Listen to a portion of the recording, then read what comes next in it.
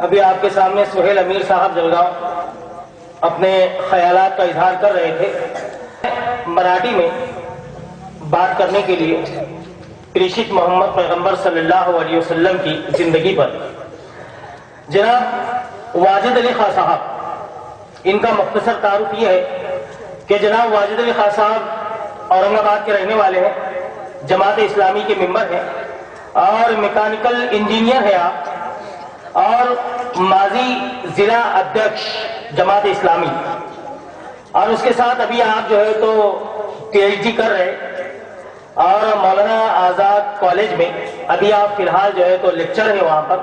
میں واجد علی خان صاحب سے گزارش کروں گا کہ وہ آئے اور اعوذ باللہ من الشیطان الرجیم، بسم اللہ الرحمن الرحیم.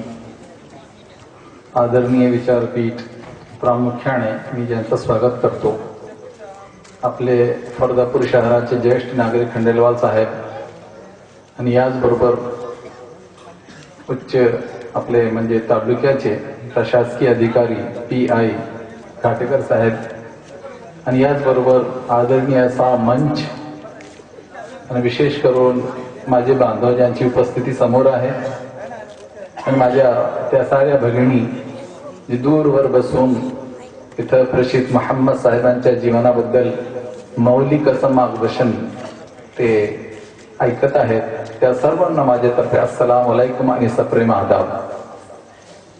जमात इस्लामी हिंद फरदापूर तर्फे इतका सुरेख सुंदर आणि घाटेकर साहेबांचा पहिला असा कार्यक्रम फरदापूरच्या जमात इस्लामीचे सदस्यांनी आयोजित केलेला आहे.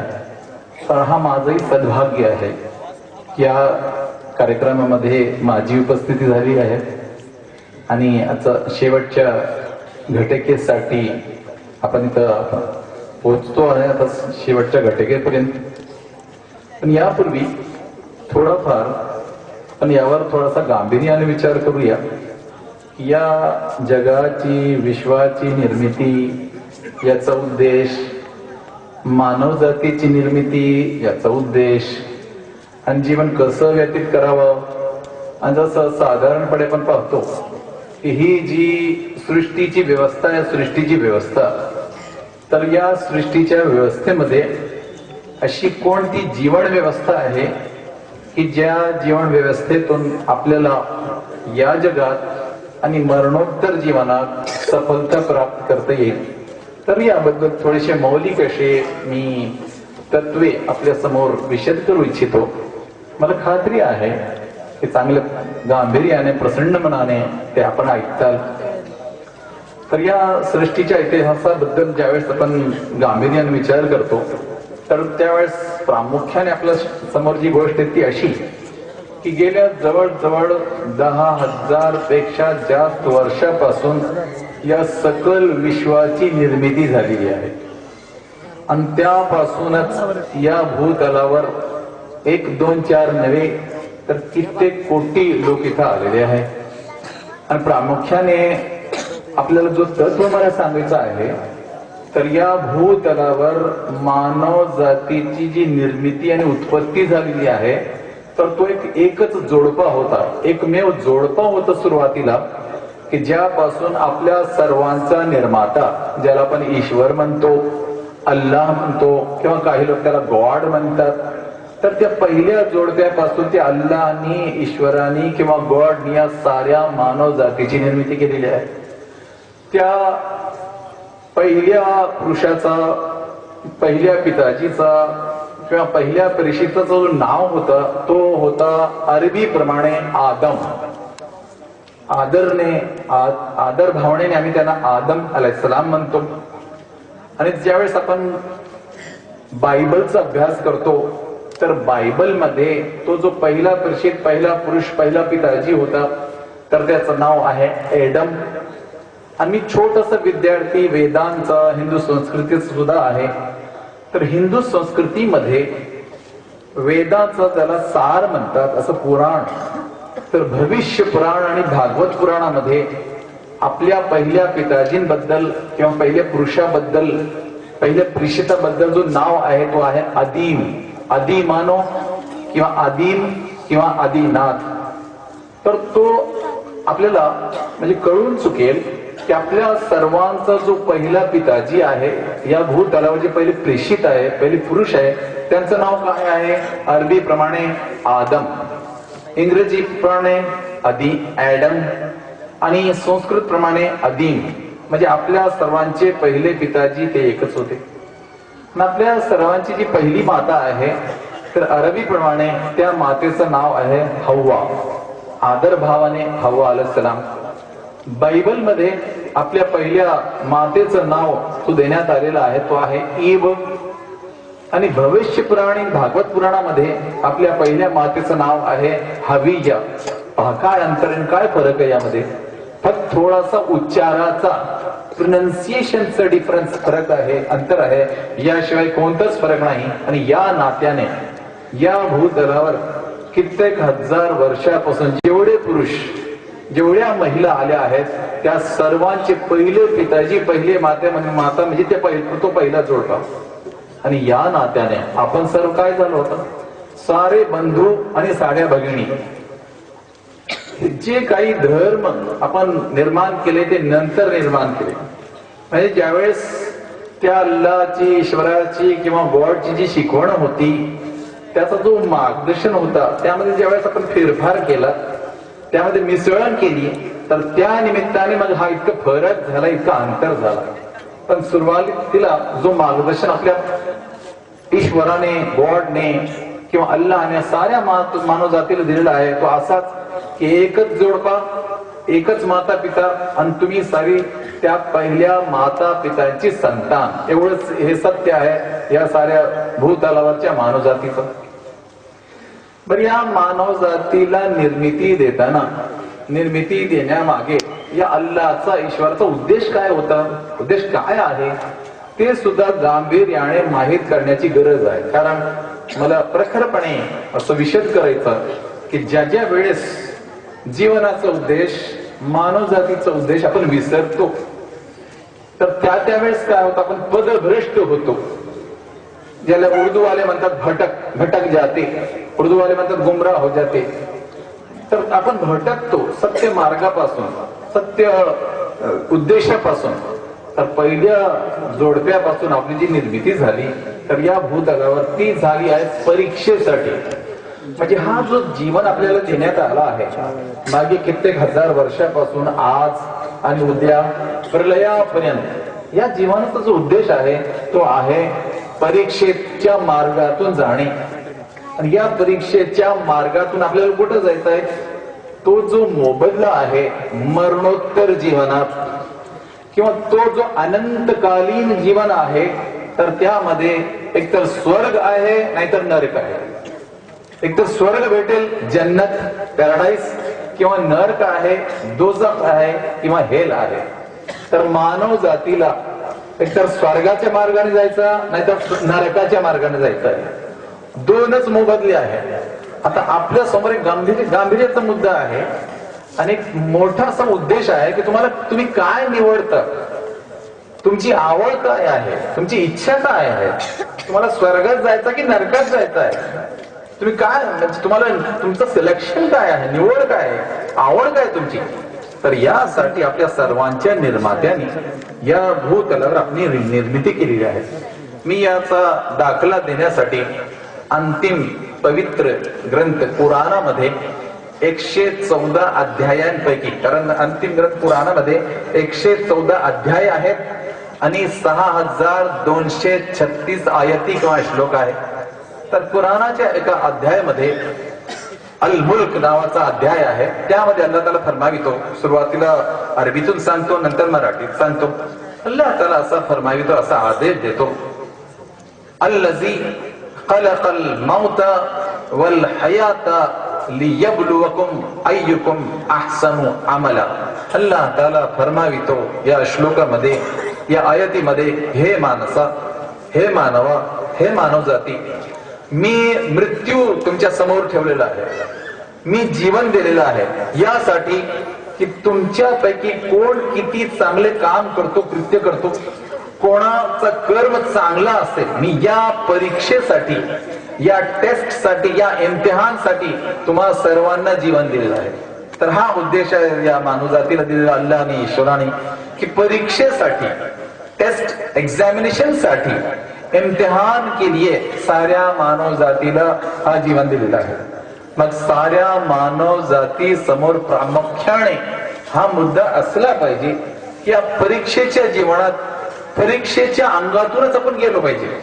या जीवनाला फक्त मौज करण्याचं जीवन कोणी समजू नये, अशी घोडचूक कोणी करू नये की मौज मजा करायची. इंग्रजीवाले म्हणतात ईट ड्रिंक बी मेरी, अरे खा प्या आणि मजा करा. ते कसली मजा करता? मजा करा, पण तो उद्देश समोर ठेवून की स्वर्गात जायचा की नरकात जायचा. मजा जरूर करा, मौज जरूर करा, पण ते समोर ठेवा की अरे नरकाकडे जात आहे की स्वर्गाकडे जात आहे, लोकांची सेवा करताय की चेष्टा करताय, पाप करताय की पुण्य करताय काय, तर ते समोर ठेवलं पाहिजे तो उद्देश. आणि त्या उद्देशाची पूर्तता या जीवनात झाली पाहिजे. आणि जीवन किती आहे? 50 वर्षाचा, 60 वर्षाचा, सरासरी ना एव्हरेज जो आहे आपल्या भारतात 60 वर्ष आहे. क्वचित असं होतो, क्वचित 70 वर्ष कोणाला लाभलं जीवन, कोणाला 80 वर्षाचा आहे. 100ची तर कल्पना करू नका, साधारणतः तर कल्पना करू नका. हा खंडेलवाल सारखे आमचे पुण्याचे लोक असतात की 100 वर्षाचे सुद्धा ते होऊ शकतात, पण साधारणतः जो आयुष्य असतो तो 60 वर्षाचा असतो.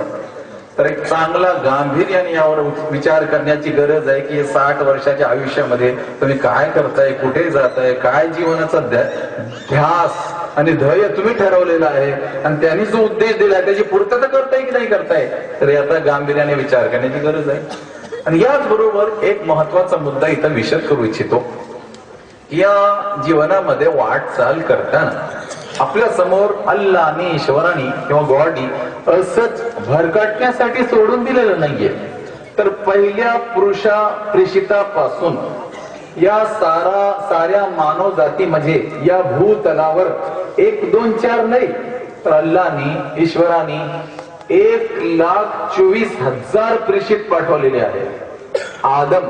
ऍडम आदी मानव ते पहिले प्रेषित होते आणि शेवटचे जे प्रेषित होते चंद्र वर्षाप्रमाणे 1450 वर्षापूर्वी आणि सूर्य वर्षाप्रमाणे 610 इसवी सणामध्ये या भूतलावर शेवटचे जे प्रेषित आले ते आहेत मानव जातीचे अंतिम प्रेषित मोहम्मद मुस्तफा सल्लल्लाहु अलैहि वसल्लम.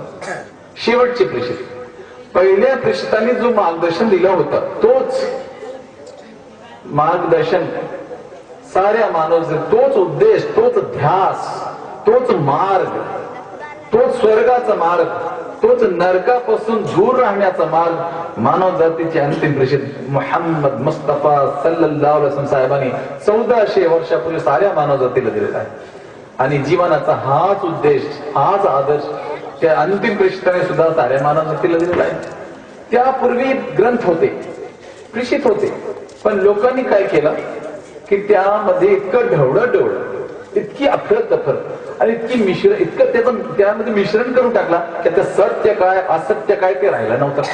मग शेवटी आपल्या सर्वांचा अल्लाह, ईश्वर आणि गॉड त्यांनी काय केलं की 1400 वर्षापूर्वी त्यांनी अंतिम ग्रंथ पाठवला ज्याचं नाव आहे कुराण. अंतिम ग्रंथ, दिव्य कुराण. आणि शेवटचे जे प्रेषित आहे त्यांच्या सोबत हा जो ग्रंथ अवतरित करण्यात आला तर ते अंतिम प्रेषित मानव जातीचे प्रेषित मोहम्मद मुस्तफा सल्लल्लाहु अलैहि वसल्लम यांना इथं आचरण करण्यात आला, पाठवण्यात आला की आता शेवटपर्यंत म्हणजे प्रलयापर्यंत, प्रलय उर्दूवाले म्हणतात खयामत, इंग्रजीवाले म्हणतात द डे ऑफ डिझास्टर, की ज्यामध्ये हा सारा जग विश्व अस्तव्यस्त होईल, तर त्या दिवसापर्यंत तोच मार्गदर्शन आहे. तर अंतिम प्रेषित मोहम्मद मुस्तफा सल्लल्लाहु अलैहि वसल्लम सोबत अंतिम ग्रंथामध्ये साऱ्या मानव जातीकरिता अल्लाहने, ईश्वराने अवतरित केला.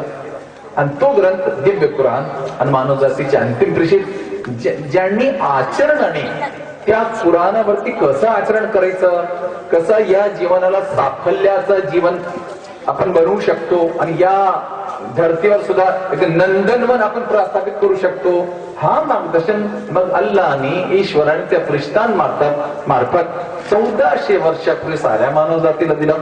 आणि याच बरोबर आपल्या जीवनाच्या प्रत्येक पैलूंमध्ये प्रत्येक क्षेत्रांमध्ये कसं आचरण करायचं, तर मानव जातीचे अंतिम प्रेषित मोहम्मद मुस्तफा सल्लल्लाहु अलैहि वसल्लम इतकं अप्रतिम असं मार्गदर्शन दिलं की व्यवस्थेतून आपल्याला कल्पनाच करता येत नाही. मी थोडक्यात ती व्यवस्था सुद्धा आपल्या समोर मांडणार आहे की एक इस्लामिक जीवन व्यवस्था कशी प्रेषित मोहम्मद साहेबांनी 1400 वर्षापूर्वी साऱ्या मानवाला दिली.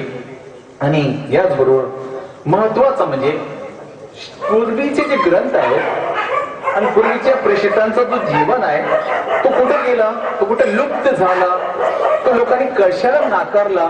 तर याबद्दल मी 3 उदाहरण तुमच्या समोर 3 महत्वाचे कारण घाटी करत आहेत की ज्यामुळे ते मागचे जे प्रेषित होते ग्रंथ होते ते सारे लुप्त झाले. लोकांनी त्यामध्ये ढवळाढवळ निर्माण केली, अफरातफर निर्माण केली. तर पहिलं मुख्य कारण होता अहंकार.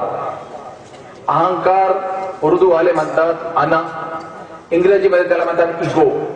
तर अहंकाराच्या कारणाने ते जे पूर्वीचे ग्रंथ होते आणि पूर्वीच्या प्रेषिताचा जो मार्गदर्शन होता ते लोकांनी त्याचा नाकारला, धिक्कारला, ते सोडून दिला. तर अहंकार पहिला कारण आहे. दुसरा कारण आहे स्वार्थ, सेल्फिशनेस, उर्दू वाले म्हणतात खुदगर्जी. स्वार्थाच्या कारणाने तो जो पहिलेचे ग्रंथ होते आणि पहिले प्रेषित होते तर त्यांचा सुद्धा नाकार केला लोकांनी स्वार्थाच्या कारणाने. आणि तिसरा महत्वाचा कारण आहे तो म्हणजे मर्जीप्रमाणे जीवन जगणे, की मी माझ्या मर्जीप्रमाणे जीवन जगणार, मला खोटारडा स्वातंत्र्य पाहिजे. तर या तिसऱ्या निमित्ताने म्हणजे लोकांनी काय केलं की पूर्वीचे जे ग्रंथ होते आणि पूर्वीच्या प्रेषितांचा जो मार्गदर्शन होता तो लोकांनी नाकारला, तो लोकांनी सोडून दिला. लोक पदभ्रष्ट झाले, लोकांनी पुण्याचा मार्ग सोडला, पापांच्या मार्गाचा अंगीकार केला. तर हा तिसरं महत्वाचं कारण. मग शेवटी अल्लाहने एक आव्हान देऊन, त्याला आपण म्हणतो चॅलेंज, एक आव्हान आणि चॅलेंज देऊन शेवटचं ग्रंथ अवतरित केला, पवित्र ग्रंथ कुराण. आणि मानव जातीचे अंतिम प्रेषित मोहम्मद मुस्तफा सल्लल्लाहु अलैहि साहेबांची पवित्र जीवनी की ज्याच्या अनुषंगाने मानव जातीला स्वर्गाचा मार्गावर जाता येईल, नरकाच्या मार्गापासून वंचित स्वतःला दूर ठेवता येईल, तो मार्ग 1400 वर्षापूर्वी देण्यात आला. आणि अल्लाहने असं चॅलेंज आणि आव्हान दिला. कुराणाच्या 114 अध्यायांपैकी 9व्या क्रमांक 15व्या क्रमांकाचा अध्याय आहे, त्याचं नाव आहे हिज्र.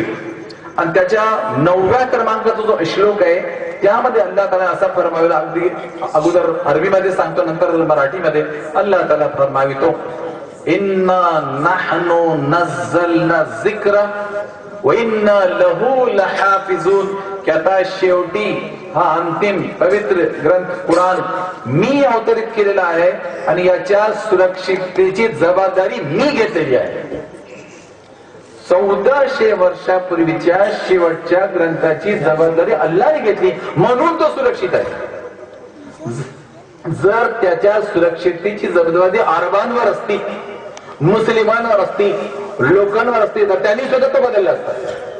मग शेवटी अल्लाहने ही जबाबदारी घेतली की आता हा शेवटचा ग्रंथ आहे, शेवटचे प्रेषित आहे, म्हणून आता या ग्रंथाला कोणी बदलू शकणार नाही.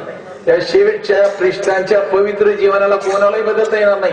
नाहीतर मी तुम्हाला एक छोटासा उदाहरण देतो की माझ्या सारख्या नालायकाने तर तो ग्रंथ बदलला असता आणि मानव जातीचे अंतिम प्रेषित यांचं पवित्र जीवन बदललं असतं. एक उदाहरण देतो. सुरुवातीला फजरची प्रार्थना असते घाटी करताय. फजरची आपल्याला माहित आहे, म्हणजे सूर्योदयापूर्वी एक प्रार्थना असते, फजर की नमाज. तर मला ते खूप अवघड वाटते. सूर्योदयावर उठायचं, चांगली आपली गोड जी निद्रा आहे ती सोडायची, ते नमाज पडायचं. तर माझ्यासारखे गाढवानी काय केलं असतं, त्या नमाजाची वेळी मी 9 वाजता केली असते. तर 9 वाजता तर निवांत उठायचं, आपले फजर पडायची 9-10 वाजता. तर असे किती गाढव तुम्हाला भेटले असते. पण अल्लाहने चॅलेंज दिला आणि प्रेषित मोहम्मद साहेबांच्या आदर्शाचा जी जपवणूक ते अल्लाहने केली म्हणून आता त्यामध्ये पुराणामध्ये आता कोणताच बदल होत नाही आणि प्रेषित मोहम्मद साहेबांच्या जीवनात कोणताच बदल होत नाही. आणि प्रेषित मोहम्मद साहेबांचा जो पवित्र जीवन आहे, तर आम्ही तर काय अभ्यास केला, मी एकच उदाहरण देऊ इच्छितो आपल्या इंग्लंडचं. इंग्लंडमध्ये 1800 नंतर म्हणजे 1900 आणि 1800 दरम्यान एक शास्त्रज्ञ होते, त्यांचं नाव होतं डॉक्टर स्प्रिंगर. तर डॉक्टर स्प्रिंगरने ज्यावेळेस अभ्यास केला कुराणाचा आणि प्रेषित मोहम्मद साहेबांच्या पवित्र जीवनाचा, तर त्यावेळेस त्यांना असं कळून चुकलं की एकट्या प्रेषित मोहम्मद साहेबांच्या जीवनातील कृती, उक्ती, त्यांचं राहणीमान त्याबद्दल आणि त्यांचं संवर्धन त्यासाठी 1, 2, 4 नव्हे 5 लाख लोकांनी परिश्रम घेतलेला आहे. म्हणजे त्या काळातील लोक जे प्रेषित मोहम्मद साहेबांसमवेत सोबती होते, तर त्या असे 5 लाख लोकांनी प्रेषित मोहम्मद साहेबांचा म्हणजे काय मार्गदर्शन आहे, त्यांची उक्ती काय, त्यांची कृती काय, त्यांचं राहणीमान काय, त्यांचं मार्गदर्शन काय, तितकं अप्रतिम असं कार्य त्यावेळेस त्यांनी केलं की 5 लाख लोकांनी काम केलं. तर डॉक्टर स्प्रिंगर म्हणतो की मी तर आश्चर्यचकित झालो, ही सरप्राइज्ड, एका माणसासाठी इतक्या लोकांनी काम केलं की 5 लाख लोकांनी इतकं परिश्रम घेतलं की काय त्यांचं मार्गदर्शन होता, काय जीवन होता, काय राहणीमान होता वगैरे वगैरे. ते इतकं चांगलं असं म्हणजे मार्गदर्शन 1400 वर्षापासून आपल्याकडे सुरक्षित आहे. पण मला खूप खेद वाटतो स्वतःबद्दल, मी आचरण करत नाही. मला खेद वाटतो मुस्लिमांबद्दल, ते आचरण करत नाही. इतका चांगला मार्गदर्शन असून सुद्धा मुस्लिम जर आचरण करीत नसतील तर ते मुस्लिम आहेत का? खऱ्या अर्थाने मुस्लिम आहेत का? खऱ्या अर्थाने ते मुस्लिम होऊच शकत नाही, असूच शकत नाही. जर प्रेषित मोहम्मद साहेबांचा मार्गाचा अंगीकार करत नसेल, जर कुराणाच्या मार्गदर्शनाचा अंगीकार करत नसतील तर मग कसले मुस्लिम आले? नावापुरते मुस्लिम असतील, नावापुरते, पण आचरणाने आणि कर्माने ते मुस्लिम होणार नाही. तर असा मार्गदर्शन प्रेषित मोहम्मद साहेबांनी कुराणाच्या अनुषंगाने 1400 वर्षापूर्वी दिले.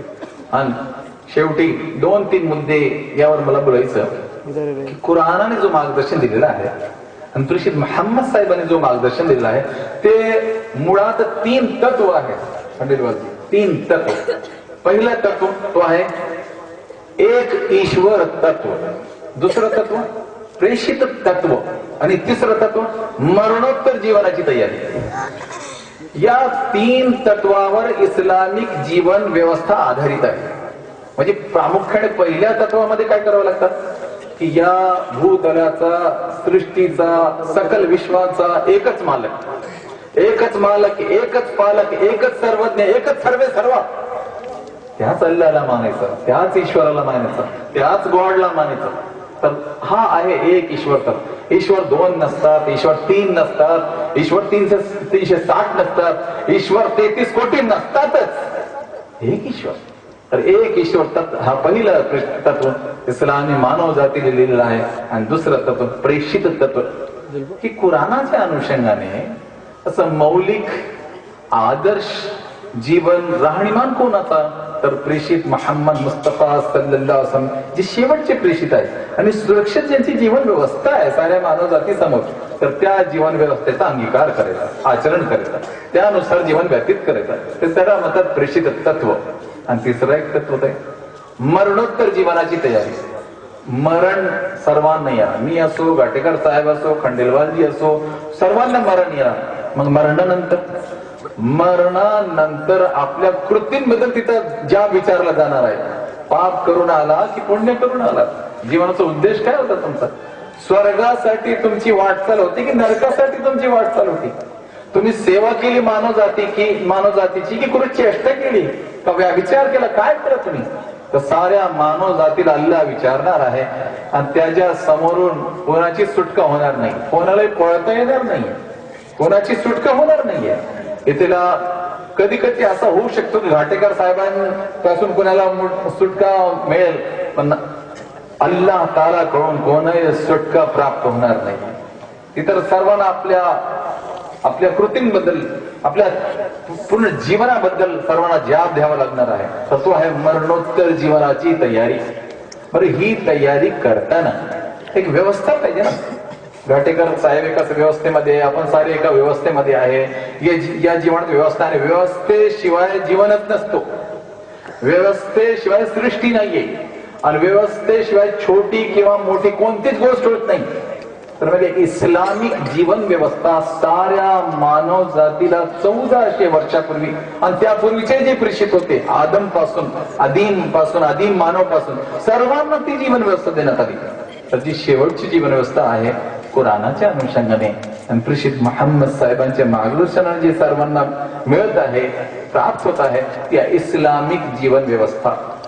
आणि या इस्लामिक जीवन व्यवस्थेमध्ये 7 भाग असतात, 7 सेक्शन्स, 7 क्षेत्र, की ज्या क्षेत्रांमध्ये मानव जातीला जावं लागतं, वाटचाल त्याची होती.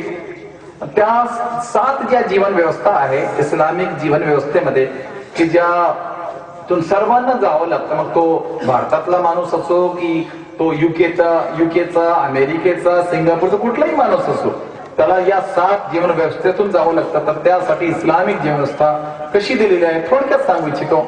इस्लामिक जीवन व्यवस्थेमध्ये 7 भाग आहे. पहिला भाग नैतिक व्यवस्था, द सिस्टम ऑफ मॉरॅलिटी, अखलाकी निजाम. दुसरी जी व्यवस्था आहे ती व्यवस्था आहे शैक्षणिक व्यवस्था, तालीमी निजाम, एज्युकेशनल सिस्टम. तिसरी जी व्यवस्था आहे ती कौटुंबिक व्यवस्था, फॅमिली सिस्टम, खानदानी निजाम. चौथी जी व्यवस्था आहे ती सामाजिक व्यवस्था, सोशल सिस्टम, ती आहे तो वो है समाजी निजाम. 5वी जी व्यवस्था आहे ती आहे आर्थिक व्यवस्था, माशी निजाम, इकॉनॉमिकल सिस्टम. आणि 6वी जी व्यवस्था आहे ती आहे न्यायपालिकेची व्यवस्था, न्याय व्यवस्था, ज्युडिशियरी सिस्टम, अदालती निजाम. आणि 7वी जी व्यवस्था आहे ती व्यवस्था आहे राजकीय व्यवस्था, पॉलिटिकल सिस्टम, सियासी निजाम. तर ही आहे 7 व्यवस्था. आणि प्रत्येक देशात प्रत्येक मानवाला या 7 व्यवस्थेतून जावं लागतं. तर अंतिम धर्म ग्रंथ कुराणाच्या अनुषंगाने प्रेषित मोहम्मद साहेबांनी इतकी अप्रतिम अशी जीवन व्यवस्था, इस्लामिक जीवन व्यवस्था आणि हे 7 व्यवस्था दिल्या आहेत, आपल्याला कल्पना करता येत नाही. थोडक्यात सांगतो, ज्यावेळेस आपण नैतिक व्यवस्थेबद्दल बोलतो, नैतिक व्यवस्था, अखलाक निजाम, इतकं अप्रतिम असं मार्गदर्शन प्रेषित मोहम्मद साहेबांनी कुराणाच्या आधारावर दिलेलं आहे की नैतिक व्यवस्थेमध्ये चांगला धैर्य आणि ध्यास ठेवा की या भूतलावर, या जगात सारे गुण, बहीण आणि भाऊ, म्हणजे सर्वांचा जो नाता आहे तो बहीण आणि भावाचा नाता. बोलणे खूप सोपं आहे, मानणे खूप अवघड आहे. दुसऱ्यांचं जाऊ द्या, घाटेकर साहेब, मी स्वतःबद्दलच बोलतो. मी घरातून निघतो, बाहेर पडतो, महिला दृष्टीच पडते, एक महिला चांगली. सैतान मला काय म्हणतो, क्या चीज है. सैतान माझ्या मनात काय टाकतो, क्या चीज है. मी म्हणतो, अरे गाढवा, ती क्या चीज नाही, ती माझी बहीण आहे.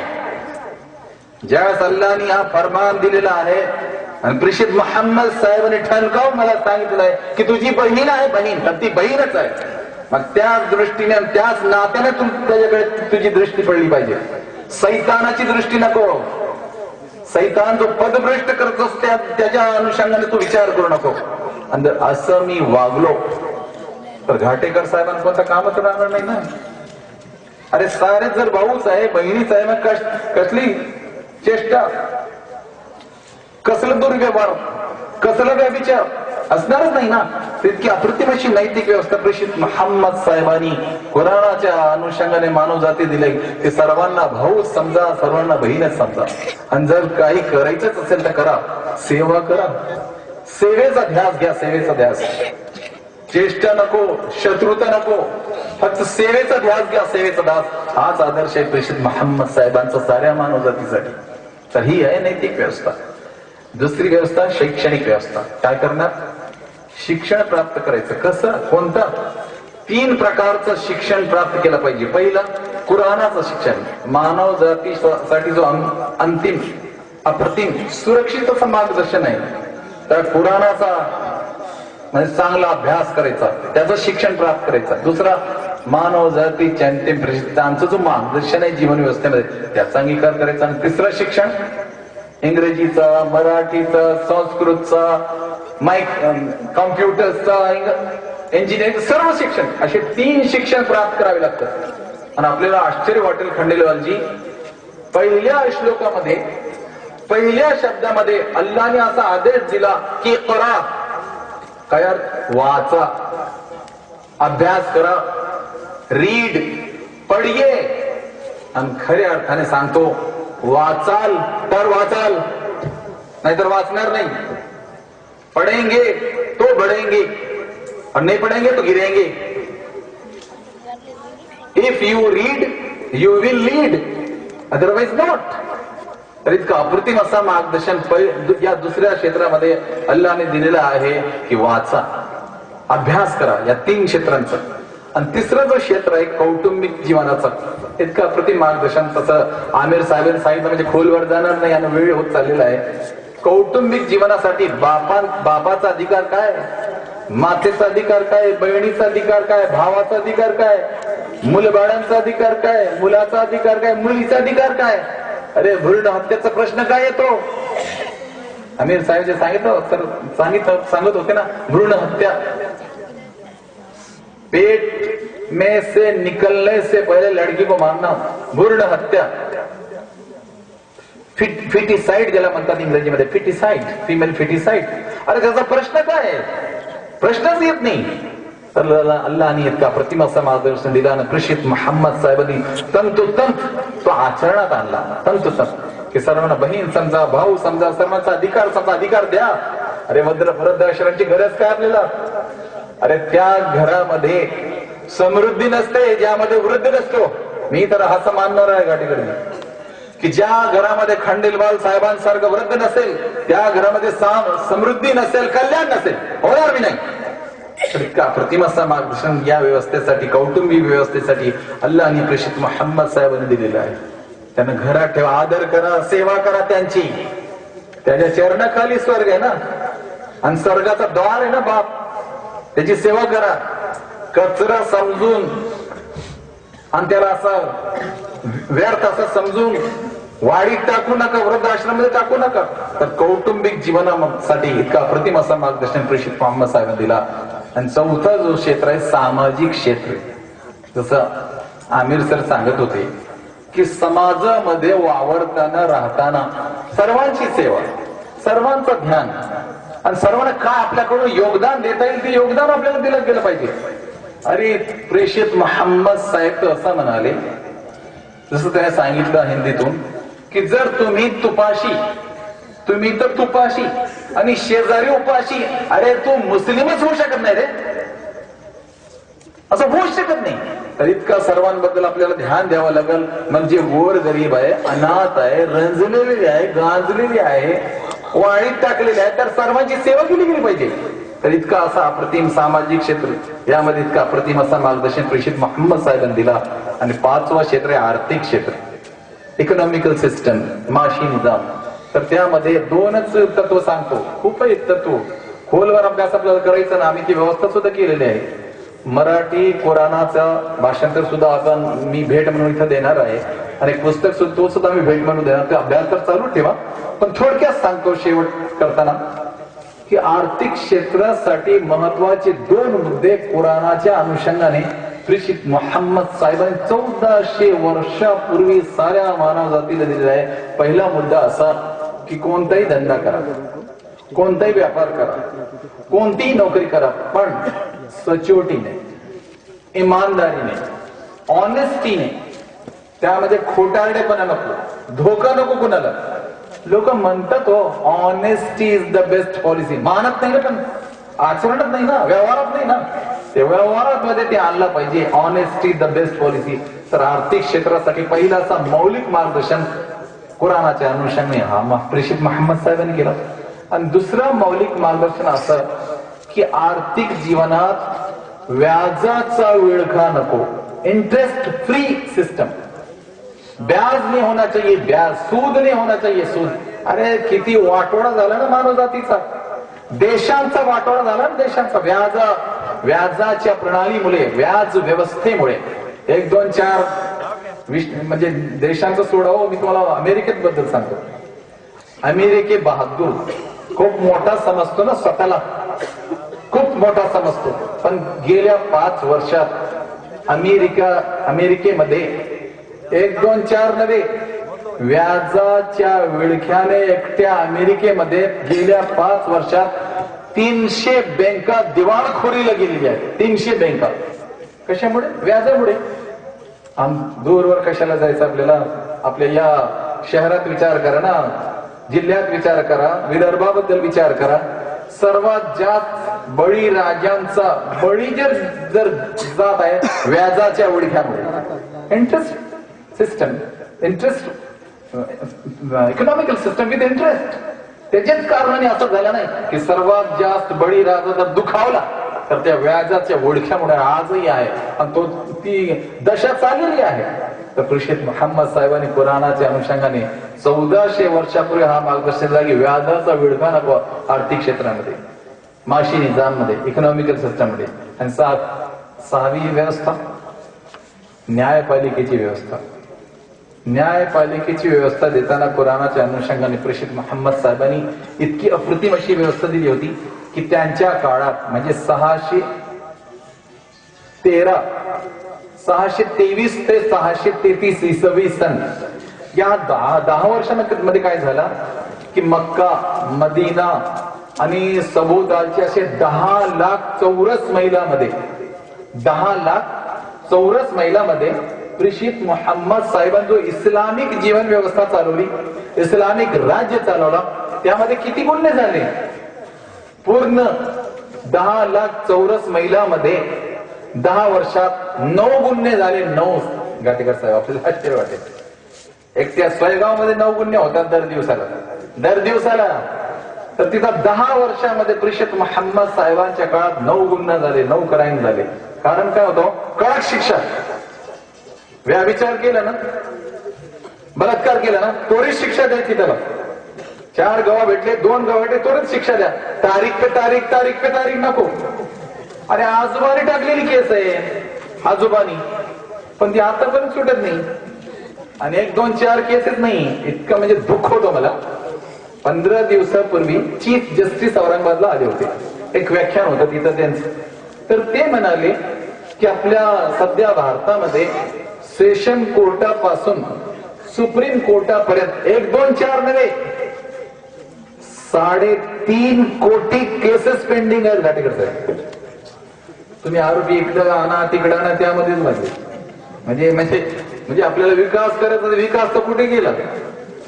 म्हणजे त्या आरोपीला आणा, आरोपीला सोडा, हेच चाललं म्हणजे मागे किती 1 वर्षापासून. निकाल तर काही लागत नाही. अरे 3.5 कोटी केसेस पेंडिंग पडलेले. म्हणजे काय दशा आहे? म्हणजे काय साधं काय म्हणणं? थोडा खोलवर जाऊन विचार करा की 3.5 कोटी केसेस म्हणजे दोन्ही बाजूचे विचार करा बरं. अरे 7 कोटीपेक्षा जास्त ते फॅमिलीज असतील ना, 7 कोटीपेक्षा जास्त फॅमिलीज, खानदान, कुटुंब असतील त्यामध्ये अडकलेले नाही का? तर अशी आपली अवस्था झाली, अशी दशा झाली ना. तर प्रेषित मोहम्मद साहेबांनी 1400 वर्षापूर्वी व्यवस्था दिली होती की त्वरित शिक्षा दिली गेली पाहिजे. तारीख पे तारीख आणि जमानतवर जमानत नको, शिक्षा द्या त्वरित. म्हणजे 10 वर्षात 9 गुन्हे. आणि शेवटची जी व्यवस्था आहे या इस्लामिक जीवन व्यवस्थेमध्ये ती आहे राजकीय व्यवस्था. राज्य करताना कोणी स्वतःला राजा समजू नये. राजा काय? सेवक सारखा असावा, सेवकासारखा. आपल्याला इतकं आश्चर्य वाटेल की मदिना शहरात प्रेषित मोहम्मद साहेबांनंतर जे पीएम आले, पीएम प्राईम मिनिस्टर, म्हणजे त्यांना खलिफा म्हणत त्यावेळेस, खलिफा. तर जे पहिले प्राईम मिनिस्टर होते, दुसरे प्राईम मिनिस्टर होते हजरत अबूबकर, हजरत उमर, तिसरे, चौथे हजरत उस्मान, हजरत अली. तर त्यांचा पगार काय होता? खंडेलवाल जी आपको बहुत खुशी होगी और हैरत होगी. त्यांचा पगार किती होता? मदिना शहरात एका मजुराचा जेवढा पगार, मदिना शहरातील एका मजुराचा जेवढा पगार तेवढा पगार प्राईम मिनिस्टरचा. आणि त्यावेळेस प्रेषित मोहम्मद साहेबांनी लोकपाल बिल त्याची सुरुवात केली होती. लोकपाल बिलची आपण झगडतोय सध्या लोकपाल बिलासाठी. पण प्रेषित मोहम्मद साहेब 1400 वर्षापूर्वी लोकपाल बिल लागू केलं होतं. अरे तुझ्याजवळ तुझ्या पगारापेक्षा जर 1 रुपया जास्त 1 रुपया तर अगोदर तू हिशेब दे, कुठून आणलं तू. म्हणजे त्यासाठी लोकपाल बिलाची गरज नव्हती त्यावेळेस. आणि RTI ची गरज नव्हती की आण बाबा अर्ज आण, मग अर्ज दे, मग 1 महिन्याचा अवकाश वगैरे, ते काही गरज नव्हती. त्वरित त्याला विचारायचं की हे भामट्या, तुझ्याकडे इतकंच, तुझी श्रीमंती मला माहित आहे, किती जमीन वगैरे होती, तर एका वर्षात कसा आला रे, एका दिवसात इतका पगार, इतकी गंज संपत्ती कशी आली तुझ्याकडे? तर लोकपालाचं बिल त्यावेळेस प्रेषित मोहम्मद साहेब 1400 वर्षापूर्वी लागू केलं होतं. तर राजकीय व्यवस्थेमध्ये का अप्रतिम अशी व्यवस्था की न्याय सर्वांसाठी एकच. म्हणजे मंत्री असला की घाटेकर साहेब कधी काही करू शकत नाही. साधारण माणूस असला की घाटेकर साहेबांच्या तावडीत असत. पण मंत्री असला हे हातबल होतात. हातबल व्यवस्था दशा. तर प्रेषित मोहम्मद साहेब की अप्रतिम अशी न्याय व्यवस्था दिली होती, राजकीय व्यवस्था दिली होती की सर्वांना समान न्याय, राष्ट्रीय जीवन व्यवस्था सर्वांना दिली होती. आणि शेवटी मला एक विनंती करायची विनंती, या इस्लामिक जीवन व्यवस्थेचा अंगीकार करताना सर्वांनी काय म्हणायचा, काय करायचा, कशाचा अंगीकार करायचा, तर एक स्वर्ग मंत्र प्रेषित मोहम्मद साहेबांनी दिला होता. 1400 वर्ष स्वर्ग मंत्र, जन्नत का कलमा. काय होते स्वर्ग मंत्र? तो स्वर्ग मंत्र साऱ्या मानव जातीला त्यावेळेस प्रेषित मोहम्मद साहेबांनी कुराणाच्या अनुषंगाने दिला होता. तो असा, ला इलाहा इल्लल्लाह मुहम्मदुर रसूलुल्लाह. अल्लाह ईश्वर किंवा गॉड शिवाय कोणीच पूजनीय आहे, कोणीच पूजनीय नाही. आणि प्रेषित मोहम्मद साहेब शेवटचे प्रेषित आणि मार्गदर्शक. तर असा ला इलाहा इल्लल्लाह मुहम्मदुर रसूलुल्लाह याचा अंगीकार करा तर स्वर्ग आहे, नाहीतर नरक आहे. मग मुस्लिम असो की मुस्लिमातर असो, स्वर्ग म्हणतात मंत्राचा उच्चार आणि अंगीकार केला तर स्वर्ग, नाहीतर मग नरक. शेवटची विनंती करतो, सर्वांनी स्वर्गात जावा, कोणी नरकात जाऊ नये. सर्वांजवळ स्वर्ग मंत्र असला पाहिजे, स्वर्ग मंत्राशिवाय कोणीही नरकात जाऊ नये. इतकी तळमळीची विनंती करून मी माझे तोडके मोडके वाक्य संपवितो.